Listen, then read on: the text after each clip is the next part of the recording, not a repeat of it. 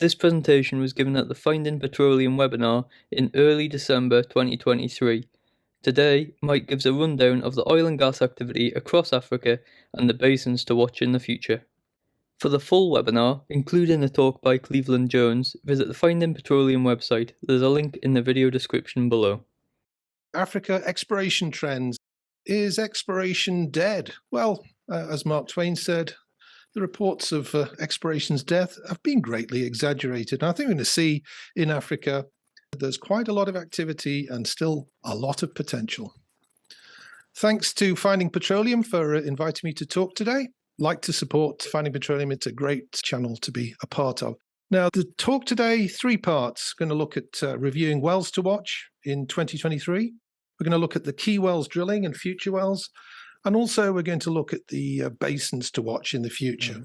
So obviously I'm only looking at Africa, whereas Cleveland was taking the world. So I've got a sort of a smaller brief here. Anyway, quick big picture reminder. If you want to have a look at some of the wells to watch, my very talented colleague Matthew Belshaw did a great video just about a month ago. You can find that on our YouTube site, and there's the reference down below. I'll repeat it a couple of times throughout this talk. But let's have a look at Africa. So here's the production through time. And what you can see here, the graph is running from 1965 right up to 2022. And that's millions of barrels of oil per day. So it reached over 10 million barrels, the continent of Africa, 10 million barrels. But it's those big 4, Algeria, Angola, Libya, and Nigeria. They, between them, account for somewhere between sort of 6 and 7 million barrels of oil per day. What we can also see on this graph, and it is quite worrying, is the fact that from a production point of view, since 2010 to last year, production's gone from 10 million down to 7.4 million barrels. So Africa does need some more input, some new oil. It's not all just about Libya, Nigeria, Angola, and a number of other countries are in decline. Gas production, well, unlike oil production, the gas has essentially just been going up, rising relentlessly through time. And if we look at a similar time period of 2010 to 2022, it's gone from about 19 BCF a day up to 24. So again, you can see the major players in gas. So in terms of future predictions, well, I predict that Namibia is going to become a significant producer before too long, and it's probably going to happen quite soon. The Eastern Mediterranean, well, gas production set to grow, particularly offshore Egypt. South Africa likely has big gas reserves. There are some challenges there. The Utanika Basin looks like it's going to be a very, very interesting area. And just generally across all deep water regions of Africa, relatively underexplored. There's potential everywhere, and it's certainly one that we'll be keeping an eye on into the future. We also predict that Libya will again be a leading regional producer. It was back in the 70s the largest producer of oil in Africa, and likely to return to that status. Now, if you want more information on these, we have videos on them, on Mozambique, the Eastern Med, Utanika, and many videos on Namibia. And you can watch those, and in less than an hour, you can get up to speed with all of those regions. So let's have a look here. And what we've looked at here is the Baker Hughes rig count. Now, this is kind of has to be taken with a pinch of salt. So what the Baker Hughes rig count does, it looks at the average monthly rig count. It is not a count of the wells. It's the number of months and the number of rigs that are active in that month. And what we've done is totaled it over an 11-year period shown at the top there. And so what you can kind of see, Nigeria been very, very active, lots of rig months throughout the last decade. In Northern Africa, lots and lots of activity. And we're using this as a surrogate for the number of wells. But it's kind of, it's looking at all sorts of drilling. In the northwest of Africa, you can see the countries listed there, very low levels of activity. West Africa, it's been fairly busy, still lots of oil and gas in that region.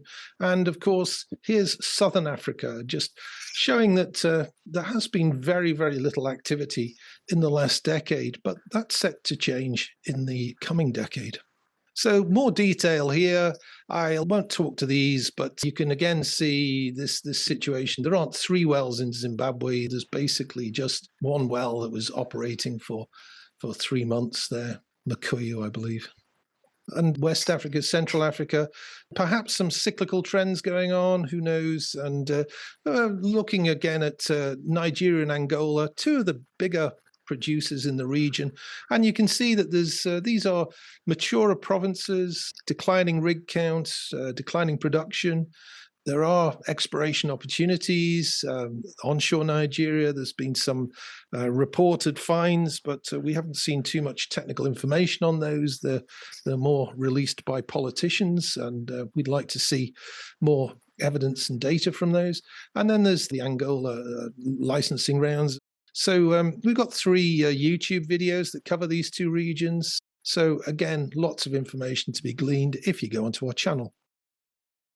When talking about Africa, well, there are a number of challenges and issues. Won't dwell on these, but political instability, fiscal uncertainty. Well, in some ways, actually, the petroleum sharing agreements, they may actually be better than in some countries like the UK, for example. Bit of controversy there, but yeah, we've got a very uncertain fiscal environment in the North Sea, or in the UK sector of the North Sea anyway.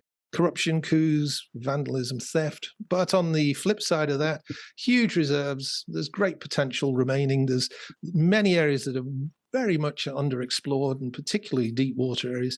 The rigs are returning. Now, exploration budgets are high, but this means that it's really the sort of the domain for the majors and the national oil companies. Some of these wells are costing, upwards of $200 million each, $300 million, $400 million. It's very, very expensive. It's not really for the small caps. And the other thing that we're seeing in the region, we can get from discovery to first production in sort of 3 to 5 years. Now, compare that with maybe a decade ago, it was sort of 8 to 10 years. So there's a kind of a balancing act that's got to be done when looking at Africa as a whole. And these are kind of generalizations. It varies from country to country. So wells to watch. Let's look at what's been happening this year. We compiled a list of 26 African wells to watch, and we use these sources here. Our own information. We've got Africa Oil Week, S&P Global, Welligence, Rystad, and Westwood Global. They've all got information that they've put out and some wells to watch lists. And so we've kind of compiled all those, and you can see, if we just kind of put these on here, we can see that there's 26 wells that were highlighted as being very, very critical wells. A lot of them you can see are on the western side of the continent, but relatively few on the eastern side of the continent, and just a couple onshore that have been highlighted, but we're not going to be talking about those. If we look at the sort of successes to date, we've got a color scheme here. In green, successes. In yellow, they're either drilling or they are tight holes. We don't have the information on them. Orange, undrilled. We're not going to talk about those on this slide, but there will be information on here, and we'll look at some dry holes as well. So quickly going through the listing here. And if we start with the green, that's ENI Aprikuma, which was actually a 2022 well. It was drilled in Ghana, so we won't include that. It was on one of the lists. And token, this is the Total Energies discovery here, announced in June 2023. It was in the shallow waters of OML 102, produced 40 API oil at about 5,000 barrels a day, probable tie back to the Ofon facility. So that's been a success there. Going down to Namibia, and this is Shell in PEL 39. It's an ultra-deep water oil discovery. It's Upper Cretaceous or Late Cretaceous clastics. It's a sort of a follow-up to the Graf, Larona discoveries. And since this was put out, there's also now been the Lesedi discovery in the region. Moving round and up to the northeast here, we can see here's the Chevron Nargis well. It's a gas discovery in Egypt. It was announced in January of 2023. There was a 61-meter gas column in tertiary sandstones. Partners here are ENI and TROVE Petroleum, and it was drilled with the Stena 4th drill ship in over 300 meters of water. So if we move on now and look at the wells in yellow, which are the drilling or tight holes, Well, the first we come to here are Cinnamon. Now, we've got a slide on that in a minute. It's E&I, the Tarfaya offshore concession, and it was drilled with the Topaz driller jackup. The moving down the line here to the Tigra and Seal wells, this is CNOOC, the Chinese National Oil Company, and that's offshore Gabon. With no information on those, so we are hoping that there will be an announcement made on those. What we know about Naimu is that the Prospector 5 jackup is now on location, and so that will actually spud very, very shortly. Mangeti has also spudded. It's Total Energies again. It's Namibia, so it's the Tungsten Explorer drill ship there. And then moving on round, coming up to, again, this is the sort of Eastern Med region in Egypt. It's Shell. Herodotus Basin. It's actually a multi-well program using the Stena Fourth again, and we'll wait and see, and follow up on any information we get on wells drilled in that region there. So finally, quickly move on to the reds, and they are, of course, the dry holes. Panna Cotta, we've got a slide on in a second, so we'll have a look at that. That's Shell using the Noble Voyager drill ship. It's in Mauritania. Nara, down in Namibia, Total Energies. It used to be known as Venus West. It's to the west of the Venus Discovery anyway. It looks like there were only shows, or certainly a non-commercial find there, very much below expectations. And, we don't yet understand and know what the implications are for the wider Orange Basin down there. Moving on round, Rayo 1. Well, this was ENI, the first well in the Angoche Basin offshore Mozambique. Now, there was a TROVE video on this, so I recommend go and have a look at that. It was announced as a dry hole, and we wonder what impact that's going to have on the ExxonMobil well that's due to be drilled. There are, of course, around about over 10 wells that have been promised to be drilled in this region. And finally, if we move on up again to Egypt, to Thuraya, which is an ENI well. It was a dry hole, supposed to be a sort of Zor analog, announced in April 2023 as a dry hole. So we will be putting an update out on this and sort of close out the year, probably in first quarter next year. Now, if we look at the summary of the 9 wells to watch that have been drilled so far in 2023, we've got 3 successes, 4 failures, 2 tight holes, and 4 rigs on location. So early days to draw too many conclusions from this, but there's still a number of discoveries and successes in the region. So we'll find out more and hopefully update this analysis. So focus is on the western side of the continent, little in the east and little in North Africa onshore. But so that's the wells to watch. I said we'd have a quick look at Panna Cotta. This is Shell, and here's on the cross section here, we can see that the Panna Cotta was probably targeting this Jurassic Neocomian reef edge. It was drilled, but there was only traces of shows. It's non-commercial, and that leaves there's only 3 exploration licenses now in Mauritania. Here on the map on the right, you can see Chinguetti to the north, and here's Panna Cotta. And I'd like to thank my friend Kieran Nolan, who put this material together. He's done a fantastic job. Moving on to Cinnamon. That's up in offshore Morocco, drilled by E&I. It spudded back in September. It's drilled in the Tarfaya marine block. It's shallow water block with a jackup. Conflicting speculations on the targets. Now, some say it's a lower Jurassic carbonate buildup. Others, it's a clastic play. Partners, you can see there, it's near the Cap Juby discovery, and we expect the results of that imminently. So we'll do an update on the channel before too long. I thank here my good friend Gavin Elliott for this fantastic back of the envelope, very quick interpretation of the prospect that was being drilled at Cinnamon. Thanks, Gavin. Want to go on now, just talk about a few other highlights in the area and just look at Baleine. Now, it's been in the news. Discovered in 2021, FID 2022, first oil 2023. In actual fact, it's less than 2 years from discovery to first oil. It's a big discovery. It's thought to be of the order of 2.5 billion barrels of oil in place with a gas in place of 3.3 TCF. Now, the early production system is an FPSO. We've done a video on that. It's about 6 months ago we've done it, and gives the story as best we know it, or best we knew it at the time. So producing better than expected, in fact. It's producing 20,000 barrels a day. It was only anticipated it would be of the order of about 12,000.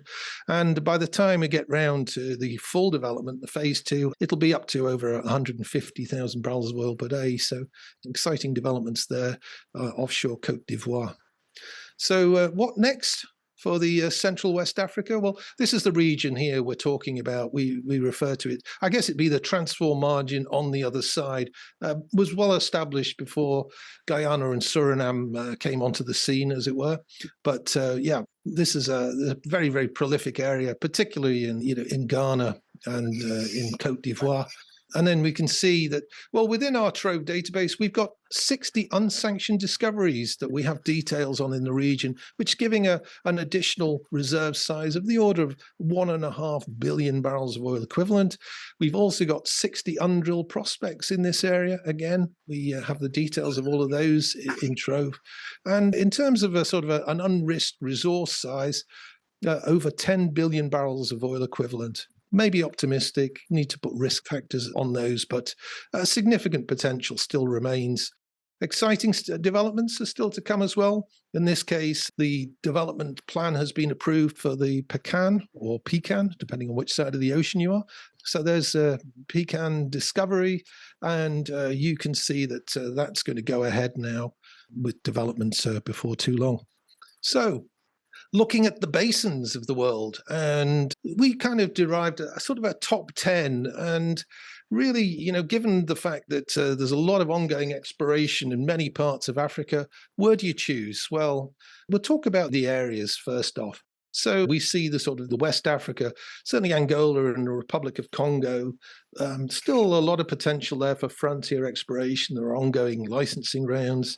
We're looking forward to the well results, ExxonMobil drilling in the Namib Basin, I think marginally within Angola, but right on the borders with Namibia. And of course, the Orange Basin, we see an awful lot of activity in there. And we'll come back and talk about that a little more. But it's not just in Namibia, it stretches down into South Africa, and we're waiting to see some activity in that region.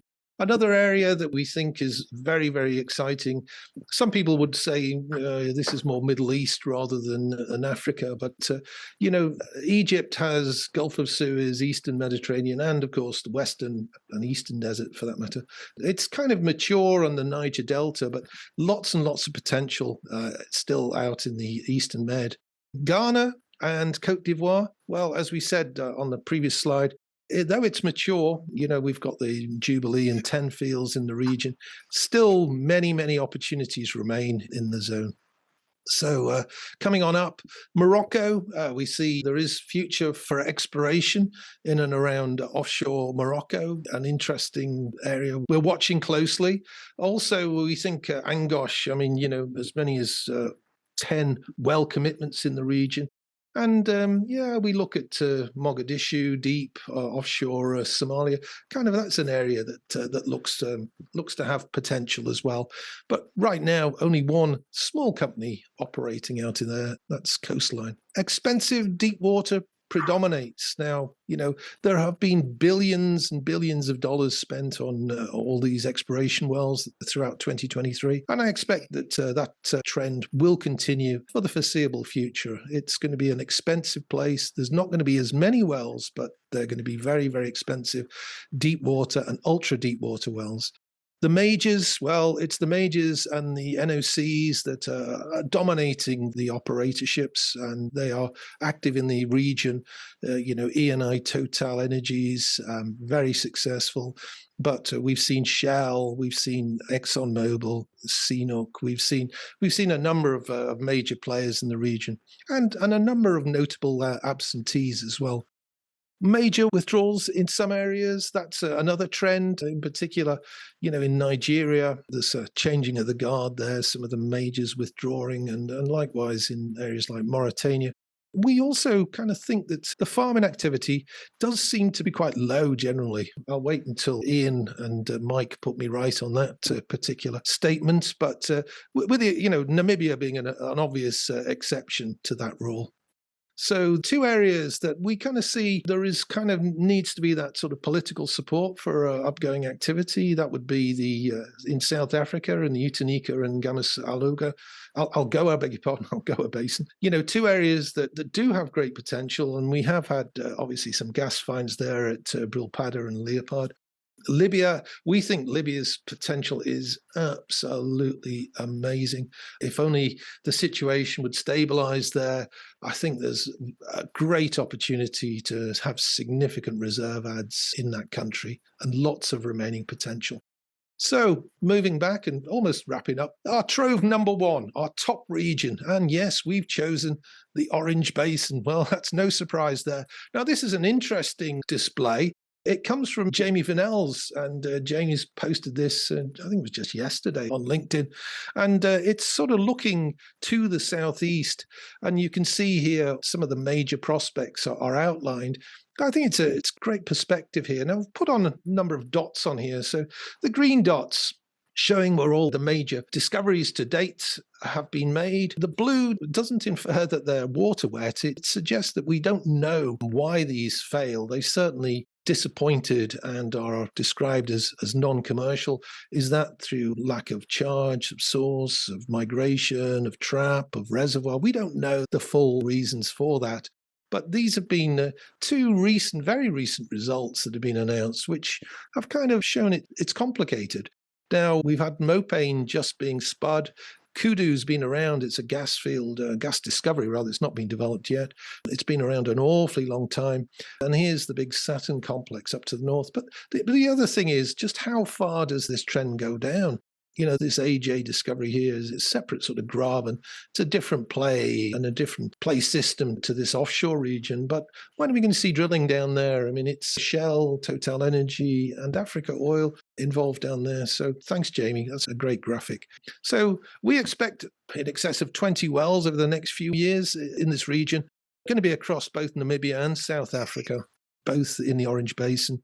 We've got Mopane and Mangeti on the way down, and we see that these are kind of critical as to certainly the extent of the play, like we've seen in the Starbrook block, ExxonMobil's offshore Guyana block. We've got a sort of a golden trend, and the extent of it is yet to be established here offshore Namibia. But we look forward to that.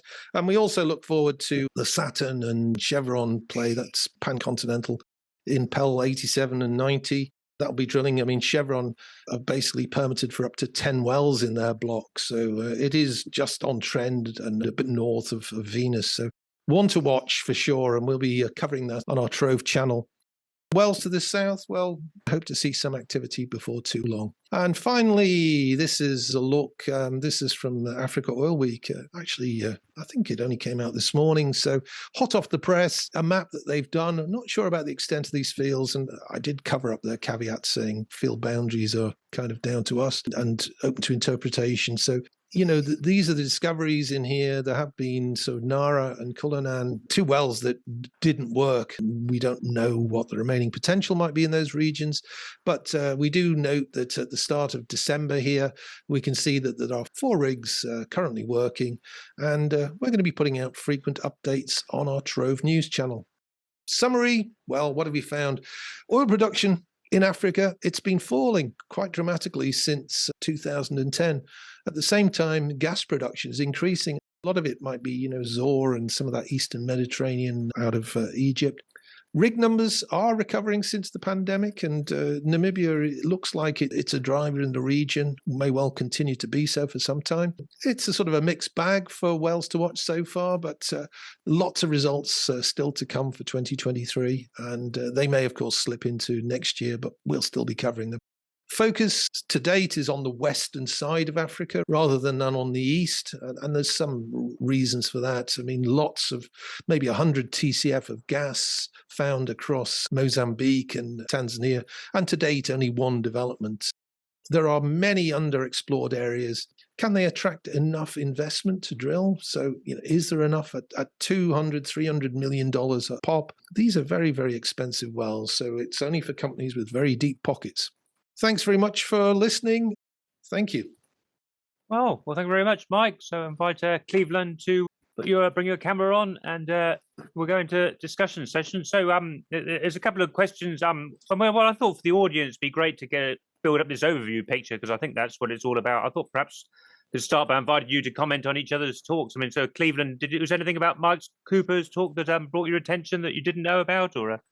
Well, no, I welcome very much the fact that he focused on very specific developments. And I think this is how the industry, company-wise, has to work. I focused a bit on a bigger picture yet, but I do suppose that even though all of these points that have such great potential, they may still be subject to a lot of uncertainties, mostly pertaining, like I said, to geopolitical situation. The majors are so concerned about pie in their face. Nigeria, if it explodes in many possible ways, that will be a disaster for the region, not just Nigeria up and down. I'm concerned about that, but I agree that what I call niche plays, the companies have to diversify. They can't just invest in the Gulf of Mexico and 2 or 3 other trends. So that is a driver, diversification. And of course, the investment requirements, I was a little bit surprised that Mike suggests that they're as high as they are, in part because we're talking about offshore areas.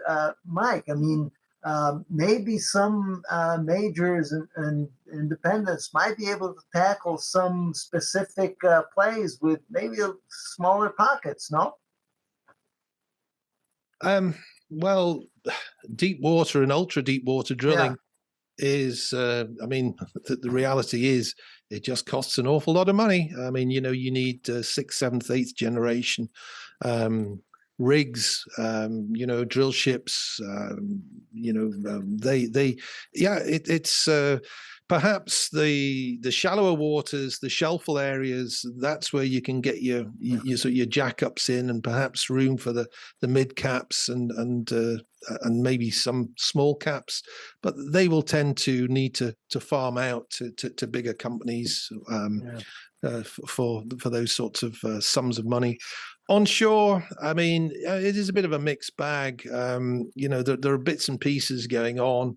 It's really, in terms of global supply, it's unlikely to move the needle, and the finds that have been made, in the Rift Valley region, still issues of getting those to market and transportation, etc. And so, I mean.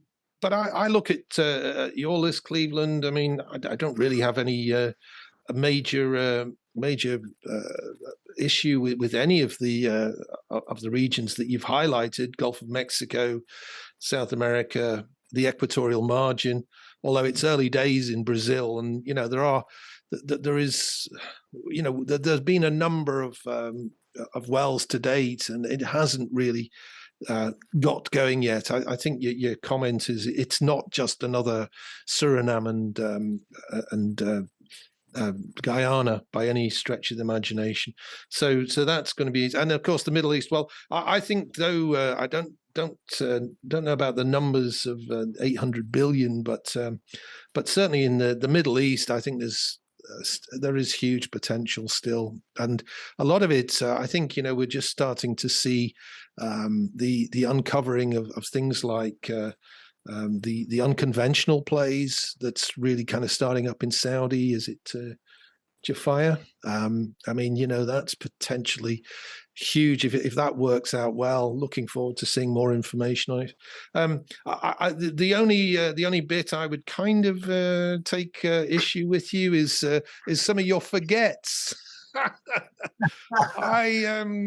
I don't think. I mean, yeah, Russia has its issues. We are going to be doing a video shortly on China, because that's a very interesting oil and gas scene. And China, it is under pressure, and its reserves are definitely, well, its production levels rather, definitely starting to slide. So that's an interesting story. Not sure where they're going, and of course, it's difficult to get hold of solid information in some of these regions. That's a big concern. Well, yeah, I mean, it is. I mean, Saudi Arabia is quite sort of secretive about its reserves, but we can get a good estimate on its production levels, and I mean, it's in the past the reserves, there've been suspicion that they aren't there, and yet 10 years after some of these warnings were issued, and production levels are still very, very high. So there's something at work there. It may just be, and I've said it on a number of the videos that we've done on the reserves in the region, that it's maybe acceleration more than incremental adds, but it is certainly significant. Oh, very good. So if we go to the questions, so the first two are a little bit out of topic, but Stuart Harker, he's with MPG Consultancy in Bradford. He's asking about Europe, where I guess that's where you are, Mike. I know Norway's declining, I think, or already taking fields of action for energy transition regions, and then Dirk Bodnar, who's based in Marietta, California, is asking about Antarctica. But if either of you would like to, maybe. Carl, let me just say, Europe. The other day I commented on LinkedIn, big discovery in Norway. I don't know how many million barrels. If you look at it, it's 10 or 15 days worth of European demand, and they're celebrating such discoveries. I mean, we have lost perspective of absolute sizes.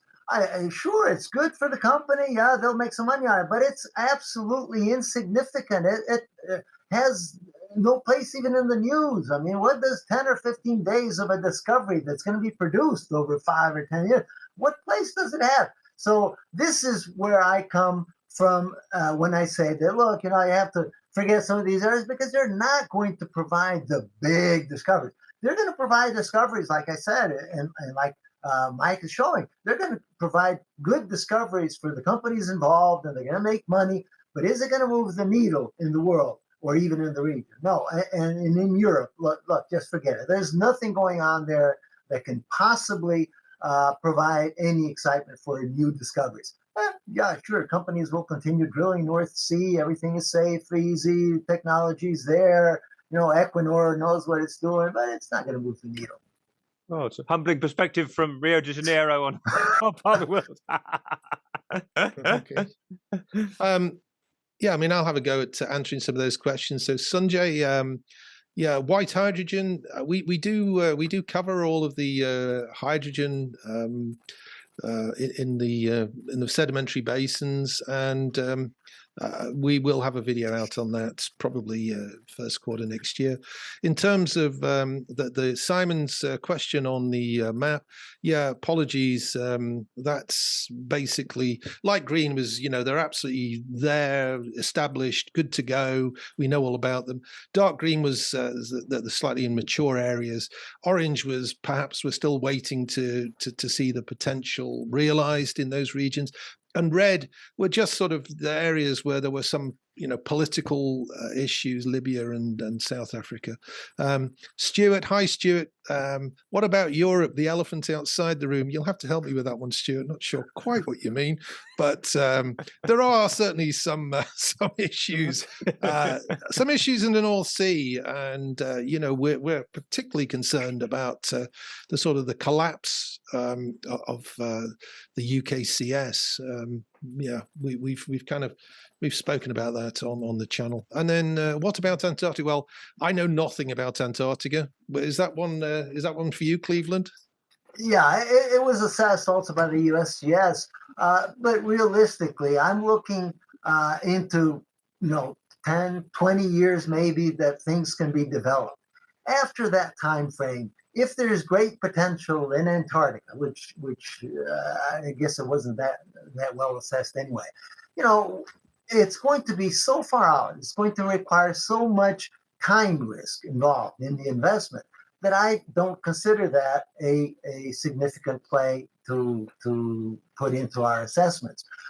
Basically, we have to have, and as you rightly pointed out, the African plays that can be brought into production in 2, 3, 4 years. That's okay, because that reduces the risk of the companies. They invest the money, they start producing, and open the spigots as fast as possible, whether that makes sense for the company or not, for the country or not, because that's how you recover your investment as quickly as possible, reduce country risk.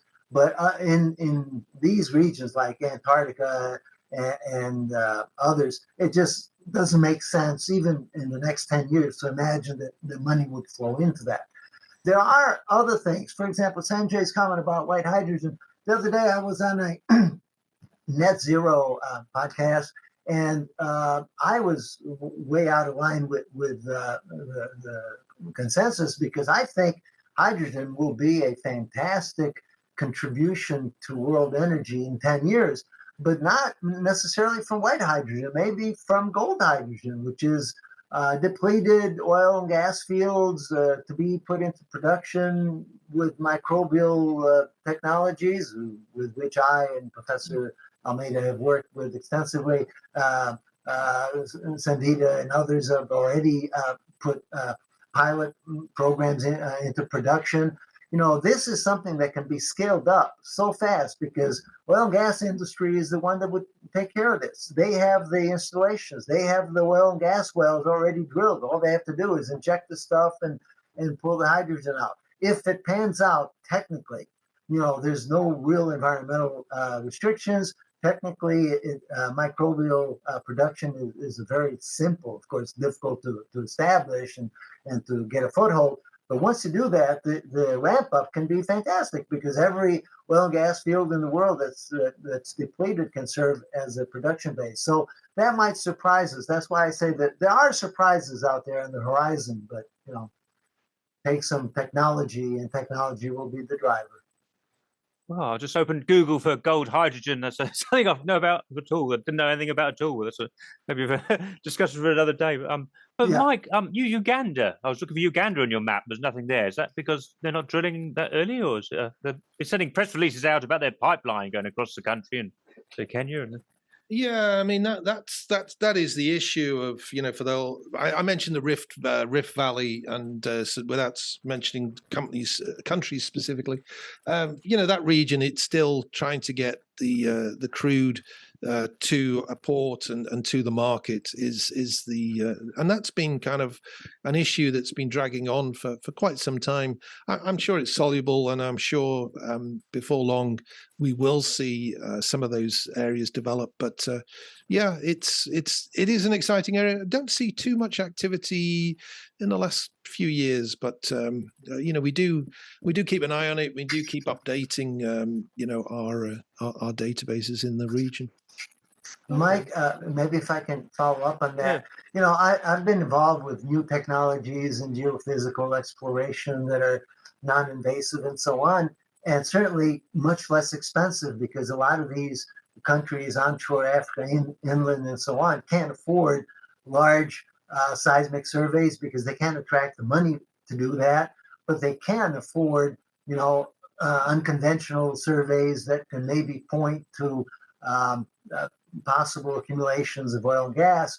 And this is we've done those surveys in Africa and a lot of countries, even Sudan and so on, that are not mainstream, but those represent the potential of unconventional technologies to open up areas that heretofore might have been just out of the question, because just the initial investment to do a wide scale, for example, 2D survey in the region, it's just out of the range that the investment could take care of. But if we can do that for 10% of the cost and just point where 2D might be carried out to point out plays of interest, then we're opening up a lot of plays, including in Africa and so on, that could become attractive because now you've broken some paradigms in terms of the barriers to exploration expenditures and the length of time that it takes to carry those out and so on. That's an expectation. Again, that's why I say technology is a driver. If that becomes more mainstream and those technologies become more consolidated and we can apply them to regions in Africa like that, then I think we can justify more investment because it will be more targeted and then development will occur faster and indeed we'll come up with more plays coming into production. Well, I mean, there's discoveries to date amount to billions of barrels in that rift valley. It's just taken a while to work through the logistics, the economics, and get them. But it will happen in time. I've no doubt. And with that, with that success and opening up of infrastructure, more will follow, and there'll be more, exploration, 2D seismics, and 3D seismic as well. So that's coming. There's a comment that I see there from Robert Jones. Yeah, absolutely. I mean, as I understand it, there's been a moratorium on the Antarctic for many, many years, and there'll be lots of international outcry if anybody should try and sail a rig anywhere near Antarctica for many years to come, I suspect. Just another thing, Carl. An example of areas that may be like untouchables. Pakistan, a while back, we ran this unconventional stress field detection survey, and that was instrumental in allowing them to make gas discoveries that they desperately need. And this would never have occurred because they just didn't have the attractiveness to attract majors to do investment in exploration, and they themselves, of course, didn't have any money for that. In this case, they were able to do that, very inexpensively and provided discoveries that are very important for them. I suggest that maybe the same thing might happen in China. I rule China out, but internally, they're the kind of country that can decide to go with new technology arbitrarily, for example, and doesn't depend on consensus by majors or anything. And if they are successful, they could put a lot of areas into production that were heretofore inaccessible and so on. And of course, all of their production will go to supplying them. So it's not anything that will add much to international trade or anything. But that's a potential, that's a possibility. Also, that already happened in Bolivia, for example, landlocked next to Brazil, had a lot of gas. It was, dwindling, and their surveys provided a little relief in terms of new gas discoveries to keep them going. For many countries, technology is a savior when they are not on the list of these major plays that can attract the major companies. Well, we've got about 4 minutes left, but there's a question from Jim Hendry, who's with Lapidus Geo in County Wicklow in Ireland. What's the current status of exploration in the pre-salt carbonate play of West Africa? Did the disappointment from the Kwanza Basin put an effective end to it? I don't know if either of you have thoughts to share. Well, I would offhand, I don't have a good answer to that. I would certainly go and look into our West Africa database and dig out the results of the wells in there. But there have been areas where there have been disappointments. I remember being involved in one offshore Gabon, of all places, and a carbonate play that was unsuccessful. The Kwanza Basin, it hasn't sort of had the same impact and delivery as the pre-salt of Brazil, in particular the Campos and Santos basins. But no, it's still. It's still how many wells does it take to write something off? I mean, if you've got a working place system, it only takes one discovery and the whole area takes off again. So don't know the details, Jim, but maybe give us a call.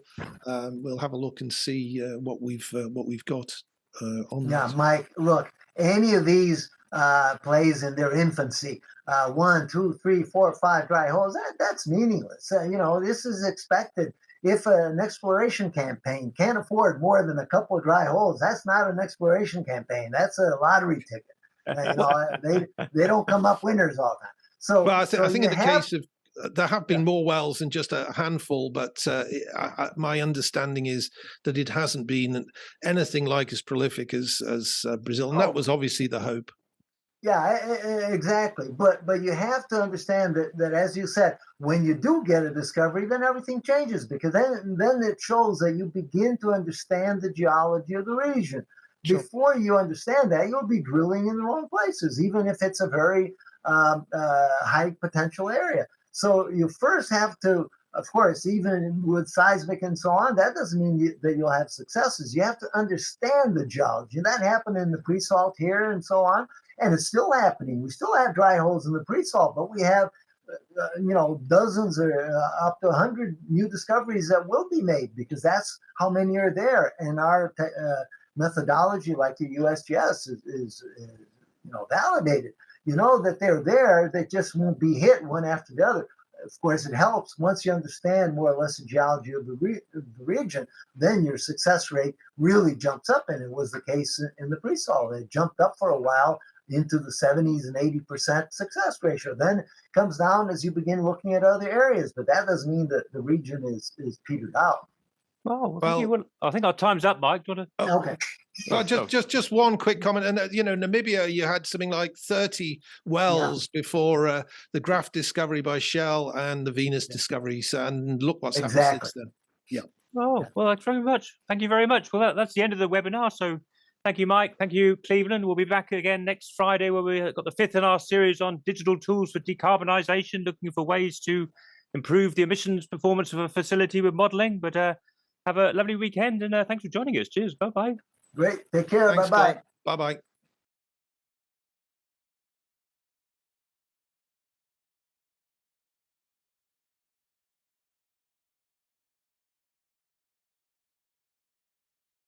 Well, in excess of 20 wells over the next few